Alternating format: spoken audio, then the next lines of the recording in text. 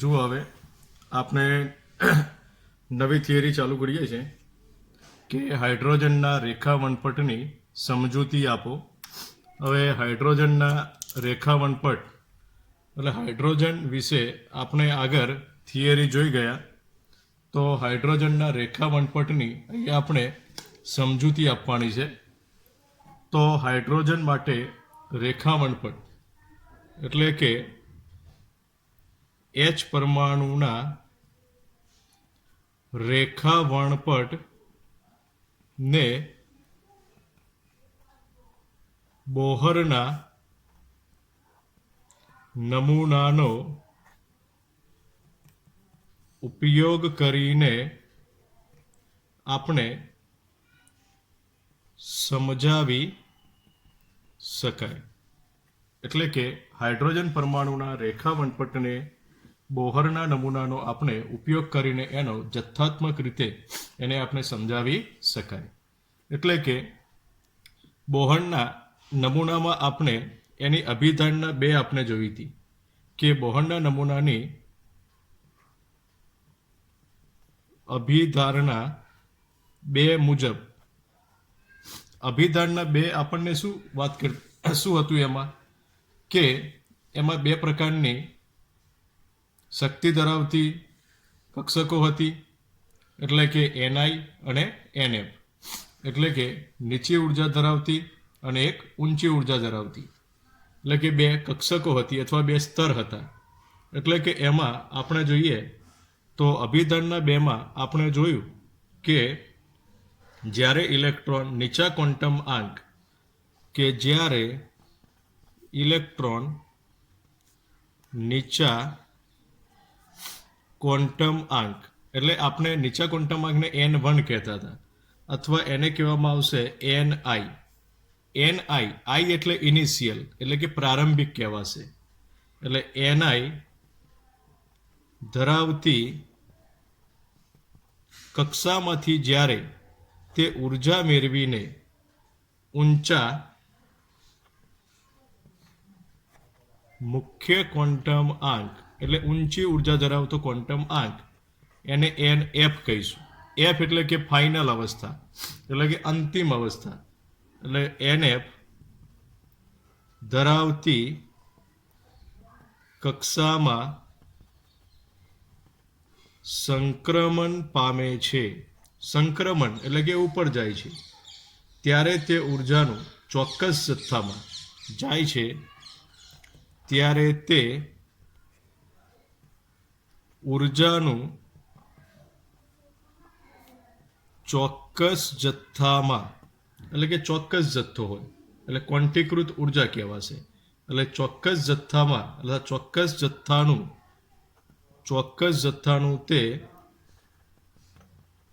અવશોષણ કરે છે.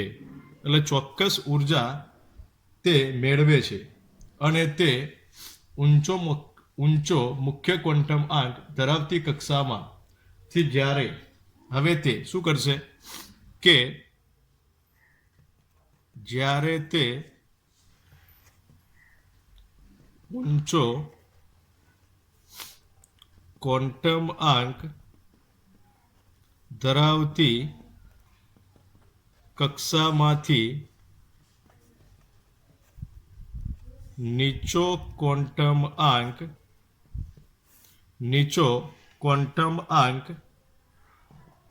ધરાવતી કક્ષામાં ચોક્કસ ઉર્જાનું હવે તે શું કરશે ઉત્સર્જન. જેટલી ઉર્જાનું એને શોષણ કર્યું હતું એટલી ઉર્જા શું કરશે ઉત્સર્જિત કરશે. એટલે કે તેટલી ઉર્જાનું તે ઉત્સર્જન કરે છે અને તે ઊંચા મુખ્ય ક્વોન્ટમ આંકમાંથી નીચા ક્વોન્ટમ આંક ધરાવતી કક્ષામાં સંક્રાંતિ પામે છે. એટલે કે તે સંક્રાંતિ પામે છે. એટલે આને સંક્રાંતિ કહેવામાં આવશે. એટલે કે ટૂંકમાં તેને જેટલી ઉર્જાનું શોષણ કર્યું તેટલી ઉર્જાનું તે ઉત્સર્જન કરે છે. આમ જેટલી ઉર્જાનું તેને શોષણ કર્યું તેટલી ઉર્જાનું તે ઉત્સર્જન કરે છે. તેટલી ઉર્જાનું એ શું કરે છે? ઉત્સર્જન કરે છે. એટલે તેટલી ઉર્જા એ ગુમાવશે. આમ આ બંને કક્ષાઓ વચ્ચેનો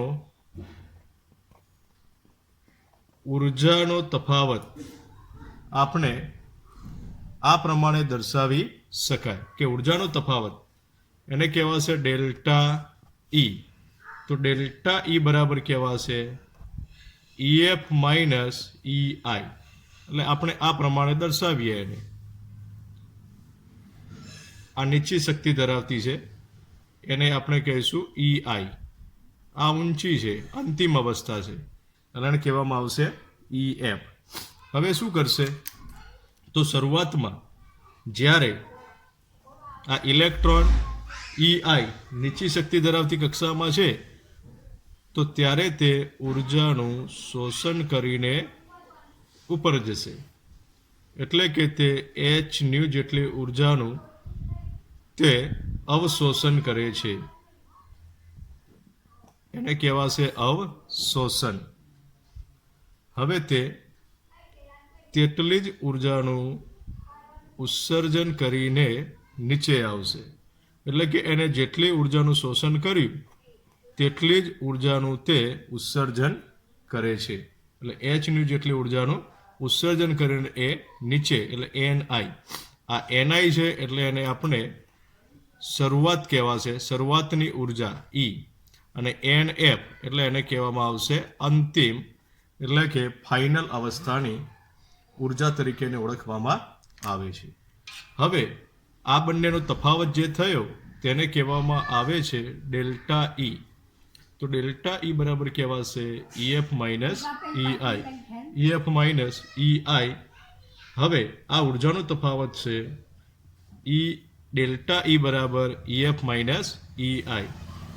પરંતુ આપનું સૂત્ર આગળ જોઈ ગયા કે En બરાબર minus RH upon n square થશે. શું થશે? Minus RH upon n square.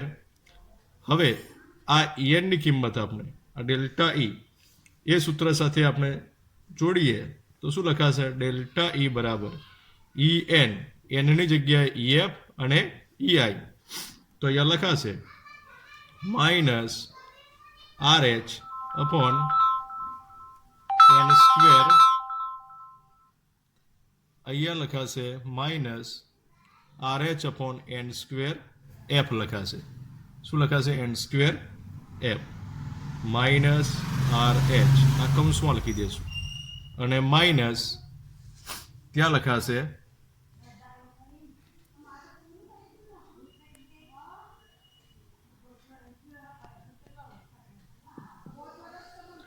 Minus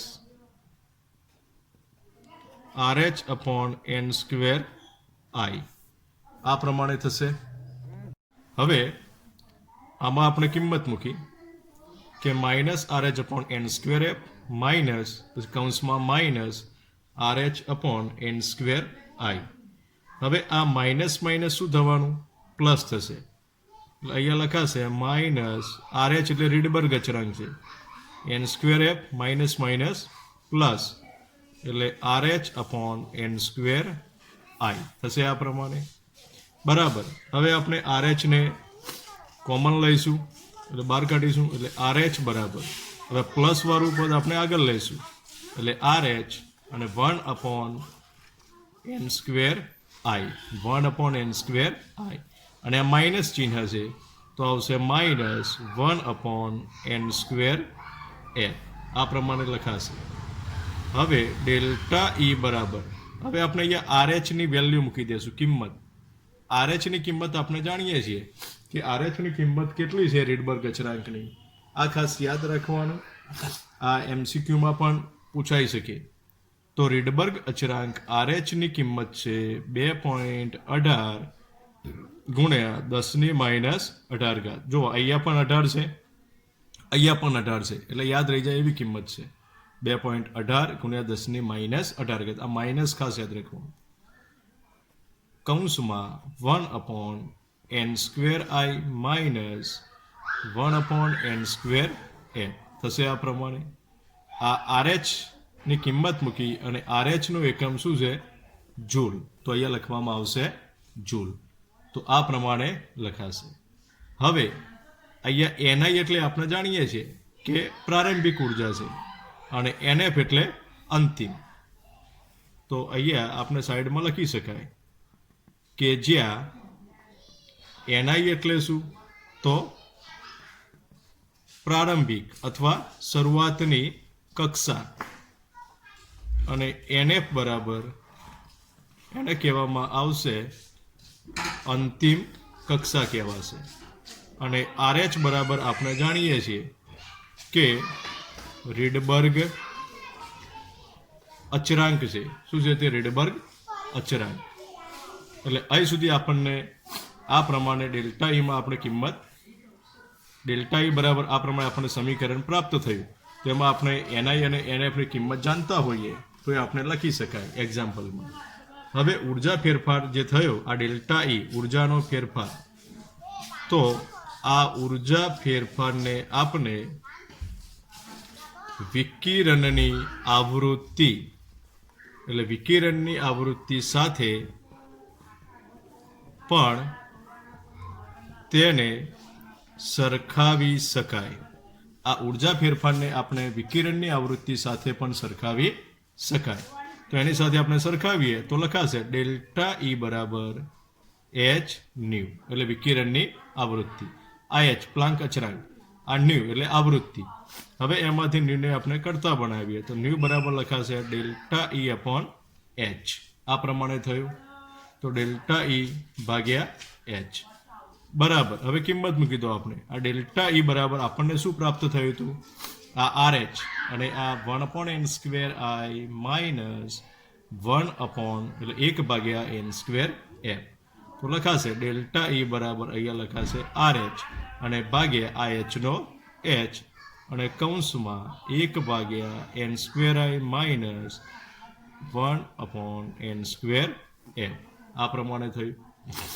હવે આની કિંમત મૂકી દઈએ આપણે કે બરાબર RH ની વેલ્યુ. તો RH ની કિંમત આપણે જાણીએ છીએ 2.18 10⁻18 જૂલ ભાગ્યા h પ્લાન્ક અચળાંક એની કિંમત 6.626 ગુણ્યા 10⁻34 જૂલ ઇન્ટુ સેકન્ડ અને કૌંસમાં 1/n² i minus 1/n² m. હવે અહીંયાથી આપણે જોઈએ તો અહીંયા જૂલ અને જૂલ સમાન એકમ છે, જતા રહેશે અને આ સેકન્ડ એ ઉપર જશે તો થશે સેકન્ડ ઇનવર્સ. હવે એનું સાદુરૂપ આપણે જોઈએ તો એને આપણે કેલ્ક્યુલેટરની મદદથી એનું સાદુરૂપ આપીશું તો આવશે ભાગાકાર 3.29 ગુણ્યા 10⁻15 અને કૌંસમાં 1/n² i minus 1/n² m. આ 1/n² i minus 1/n² m અને આ સેકન્ડને ઉપર લઈએ તો શું લખાય? Second inverse. તો એને લખાશે સેકન્ડ ઇનવર્સ અથવા એને લખાશે હર્ટ્ઝ. એટલે સેકન્ડ ઇનવર્સ એટલે શું કહેવાશે? હર્ટ્ઝ કહેવાશે. આ યાદ રાખવાનું આપણે.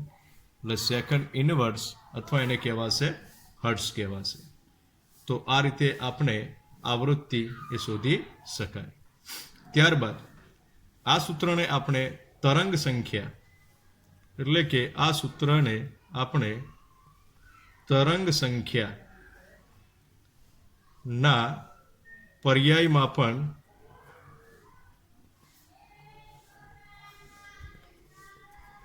દર્શાવી શકાય. તો આપણે જાણીએ છીએ કે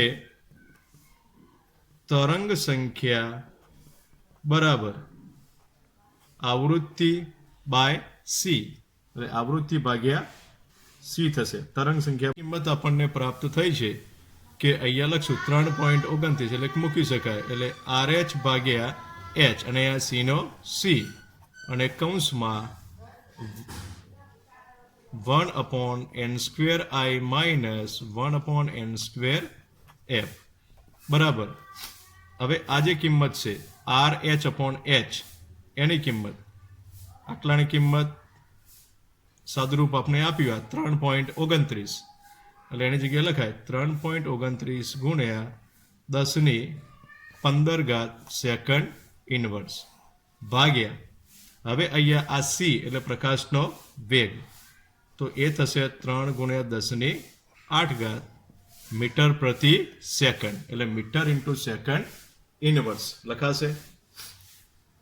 અને અહીંયા આવશે 1/n² I minus 1/n² F બરાબર.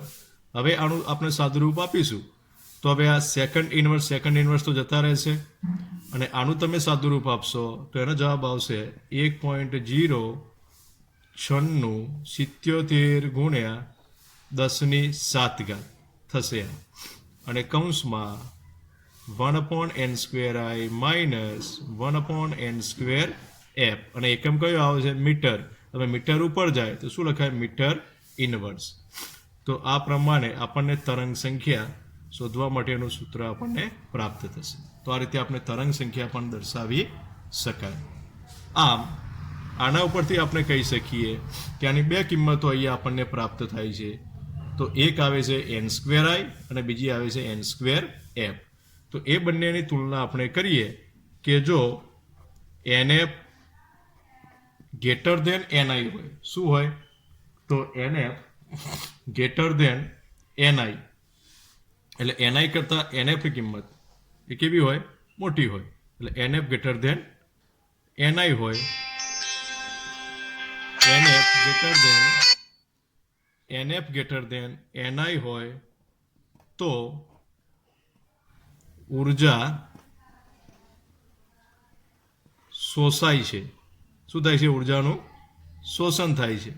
અને આ ડેલ્ટા એની જે કિંમત છે આપણને આ સમીકરણની વાત ચાલે છે કે આ સમીકરણમાં આ ડેલ્ટા ઈમાં આપણે n² I અને NF NI અને NF ની વાત ચાલે છે. આ NI અને NF આ ડેલ્ટા ઈમાં NI અને NF એ બંનેની તુલનાની વાત ચાલે છે કે જો NF greater than NI હોય તો ઉર્જા એ શોષાય છે અને ડેલ્ટા ઈ તે ધન બને છે. એટલે ડેલ્ટા ઈની કિંમત આપણને કેવી પ્રાપ્ત થાય છે ધન પ્રાપ્ત થાય છે એટલે કે પોઝિટિવ આપણને મળે છે. એટલે એની કિંમત એ ડેલ્ટા ઈ એટલે કે ઉર્જા તે ધન બને છે.